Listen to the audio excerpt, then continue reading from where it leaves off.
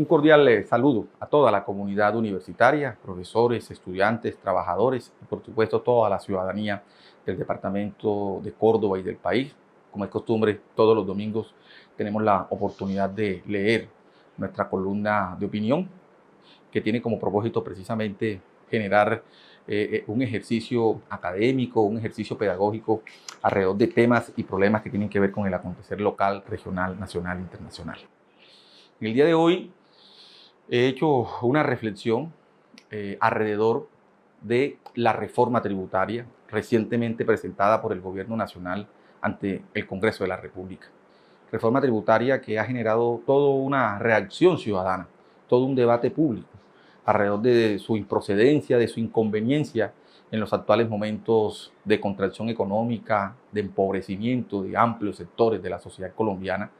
Una reforma tributaria que no está anclado en principios de justicia, una reforma tributaria que no responde en cuanto a resolver los problemas estructurales que por décadas la sociedad colombiana ha venido arrastrando. Es una reforma tributaria que profundiza aún más las desigualdades sociales en el país. Y este análisis lo hago fundamentado en toda una revisión estadística alrededor de lo que han sido los estudios recientes del Banco Mundial, del COMPES, del DANE, de la CEPAL, que es la Comisión Económica para América Latina, un trabajo riguroso que ha venido haciendo la Facultad de Ciencias Jurídicas y Administrativas de la Universidad de Córdoba, en cabeza de su decano, el profesor Giovanni Argel, que periódicamente viene haciendo revisión de todas estas estadísticas, haciendo análisis de todas estas estadísticas y fundamentadas en esas estadísticas que hacen parte del trabajo que hacemos desde el grupo de investigación de nuestra facultad, grupo de investigación del cual hago parte como investigador. Me he fundamentado en toda esa revisión que periódicamente el doctor Giovanni Argel viene haciendo desde la facultad con el equipo de investigación. Nos permite tener todo un contexto alrededor de las variables económicas para hacer un ejercicio reflexivo, analítico, que permita la comprensión del fenómeno, pero también las propuestas que deben surgir alrededor de ello. De toda esa revisión estadística, de esos informes, de estos organismos nacionales e internacionales, pues he centrado la reflexión de la presente columna del día de hoy, que he llamado o denominado Inconvenientes de la Reforma Tributaria. El Gobierno Nacional radicó ante el Congreso de la República el proyecto de ley que contiene la reforma tributaria, en la que propone consolidar una infraestructura de equidad fiscalmente sostenible para fortalecer la política de erradicación de la pobreza a través de la redefinición de la regla fiscal, el fortalecimiento y focalización del gasto social y la redistribución de cargas tributarias y ambientales con criterios de solidaridad que permitan atender los efectos generados por la pandemia. Ese es el título con el cual se define y se radicó la reforma tributaria la semana pasada en el Congreso de la República por parte del Gobierno Nacional. Presentar una reforma de esta magnitud, desconociendo las condiciones de pauperización social y económica que vive el país, con deficiencias estructurales para garantizar un bienestar social a la población, es un absurdo. De acuerdo con la CEPAL, Comisión Económica para América Latina y el Caribe, Colombia tiene una pobreza multidimensional de 34.1%, la informalidad en 46%, un desempleo del 17.23% y una caída del Producto Interno Bruto de 6.8%. Estas cifras, sumadas al informe del Banco Mundial, el cual pronosticó para el año 2020 que la economía mundial se expandiría en un 2.5%, donde por efectos de la pandemia la contracción fue de menos 4.3% en el cierre del año 2020.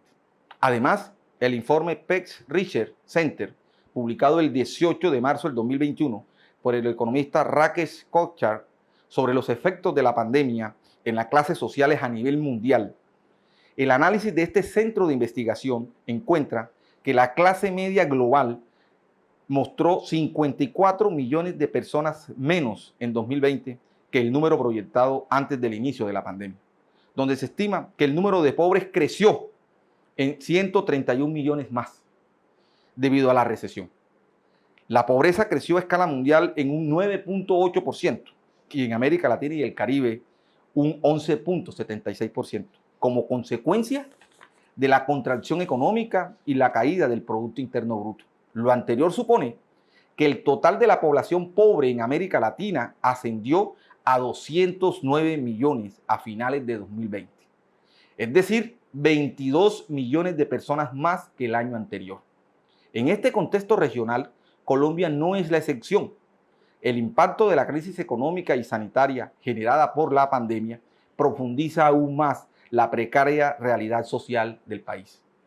Frente a lo anterior, el gobierno presenta una reforma tributaria que a todas luces es inoportuna, debido a que no resuelve el déficit fiscal del país, pero sí profundiza las inequidades sociales y contradice los postulados con los cuales justifica dicha reforma, empobreciendo mucho más la población, haciendo desaparecer la clase media.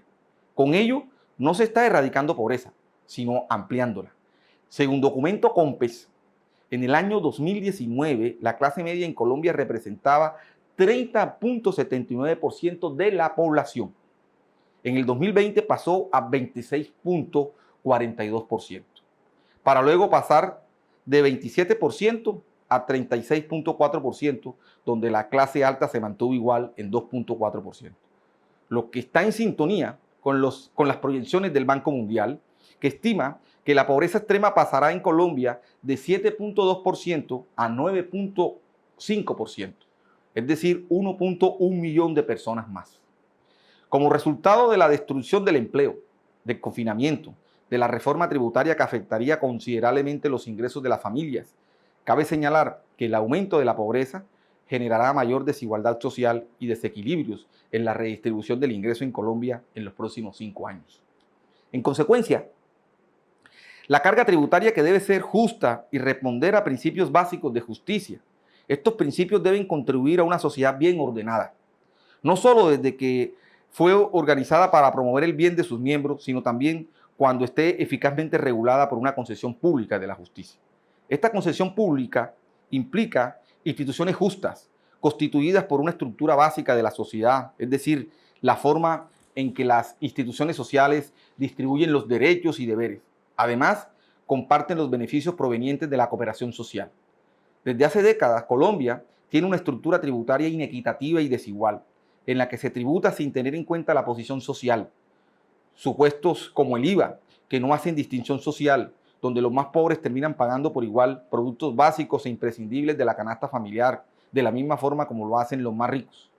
Esto, sumado a la falta de regulaciones y sanciones ejemplarizantes frente a la evasión de impuestos. La presente reforma tributaria debe responder a principios básicos de justicia y de organización de una sociedad democrática, teniendo en cuenta que no todos los miembros de una sociedad nacen en la misma posición social. El hecho de no nacer en esa misma posición social determina las condiciones de vida el resto de su existencia. Por ello, es necesario, en el momento de establecer reformas de carácter fiscal, tener en cuenta estos principios de organización social. Cuando se desconocen, se violentan dichos principios básicos y se incurre en injusticia social. La reforma tributaria presentada por el gobierno desconoce esos principios básicos de justicia y de organización democrática de la sociedad. A su vez, evidencia la desconexión existente entre quienes dirigen el país político, con criterios tecnocráticos desprovistos de realidad social de un país nacional que día a día sobrevive en medio de sus penurias, precariedades, angustias, dolores e incoherencias, pero sobre todo el desconocimiento de quienes lo dirigen y gobiernan. Necesitamos una reforma tributaria justa, equilibrada, fundada en principios de justicia y solidaridad. Por ello, la presente reforma tributaria es inconveniente e improcedente para el país. Esta es la reflexión alrededor precisamente de esta reforma tributaria presentada. Sabemos que el país económicamente atraviesa momentos difíciles, una pandemia que ha contraído la economía, una profunda recesión, hay una pérdida del empleo, hay un crecimiento del trabajo informal y eso pues genera efectos en la tributación y en los recursos que recauda el Estado para responder a proyectos de inversión social y a la política social. En consecuencia, es necesario considerar fórmulas creativas que no agudicen o profundicen el estado actual en que vive la sociedad colombiana.